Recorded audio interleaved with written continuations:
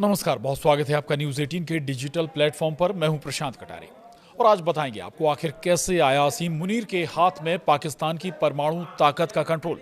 आखिर कैसे बन गए वो पाकिस्तान के सबसे ताकतवर व्यक्ति। दरअसल असीम मुनीर अब पाकिस्तान के पहले chief of defence forces CDF बन गए, जिससे उनकी शक्ति बढ़ गई है। मुनीर को नेशनल स्ट्रेटेजिक कमांड की निगरानी भी देता है ये, जो देश के परमाणु हथियारों और मिसाइल प्रणालियों का प्रबंधन करता है। इससे मुनीर देश के सबसे शक्तिशाली सैन्य अधिकारी बन गए। पाकिस्तान में असीम मुनीर की पावर अब और भी ज्यादा बढ़ गई है। असीम मुनीर के हाथ में अब पाकिस्तान की न्यूक्लियर ताकत का बटन लग चुका है। अब न्यूक्लियर ताकत का कंट्रोल मुनीर के हाथ में आ चुका है। हाल ही में शहबाज शरीफ सरकार ने पाकिस्तान के पहले चीफ ऑफ डिफेंस फोर्सेस यानी CDF के रूप में फील्ड मार्शल असीम मुनीर की आधिकारिक नियुक्ति की है। ये देश में बनाया गया एक नया और शक्तिशाली सैन्य पद है। इस नियुक्ति के साथ ही मुनीर अब तीनों सशस्त्र सेनाओं के शीर्ष प्रमुख बन गए।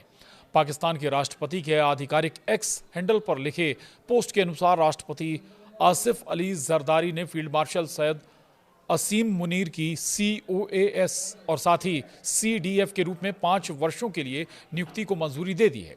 अब असीम मुनीर के पास न्यूक्लियर पावर का कंट्रोल होगा। जी हाँ, CDF का पद न सिर्फ तीनों सैन्य शाखाओं जिनमें थल सेना, नौसेना और वायुसेना पर अधिकार को मजबूत करता है, बल्कि ये उन्हें नेशनल स्ट्रेटेजिक कमांड की निगरानी भी देता है, जो देश के परमाणु हथियारों और मिसाइल प्रणालियों का प्रबंधन करता है। इससे मुनीर देश के सबसे शक्तिशाली सैन्य अधिकारी बन गए हैं। इस नए पद ने मुनीर को वही कानूनी सुरक्षा भी दे दी है जो देश के राष्ट्रपति को मिलती है। फील्ड मार्शल को राष्ट्रपति की तरह जीवन भर किसी भी कानूनी मुकदमे से इम्यूनिटी भी मिल जाती है। यही सुरक्षा वायुसेना और नौसेना प्रमुखों को भी दी गई है। पाकिस्तानी मीडिया रिपोर्टों के अनुसार अब CDF यानी चीफ ऑफ डिफेंस स्टाफ के पास उप सेनाध्यक्ष यानी vice chief of army staff VCOAS के पद के लिए नियुक्ति की सिफारिश करने का अधिकार होगा, जिसे बाद में संघीय सरकार की ओर से अधिकृत किया जाएगा। पहले इन नियुक्तियों को करने का कार्यकारी अधिकार नागरिक सरकार के पास होता था। आपको याद दिला दें, पाकिस्तान में सैन्य शासन का इतिहास रहा है।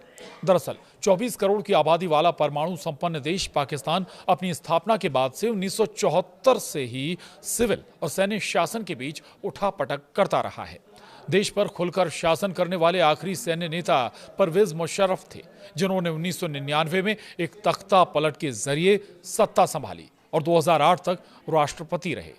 तब से सिविल प्रशासन औपचारिक रूप से सत्ता में रहा है। चीफ ऑफ डिफेंस फोर्सेस का पद पिछले महीने संविधान के 27वें संशोधन के तहत स्थापित किया गया था, जिसका मकसद सैन्य कमान को केंद्रीकृत करना था।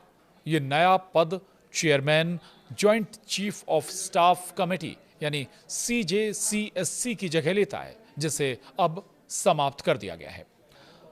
तो अब असीम मुनीर की ताकत भी पाकिस्तान में असीम हो गई है। असीम मुनीर, जिन्हें इस साल फील्ड मार्शल के पद पर पदोन्नत किया गया, एक साथ सेना प्रमुख COAS और CDF के पद का कार्यभार संभालेंगे, जिससे वो दशकों में पाकिस्तान के सबसे शक्तिशाली लोगों में से एक बन गए हैं।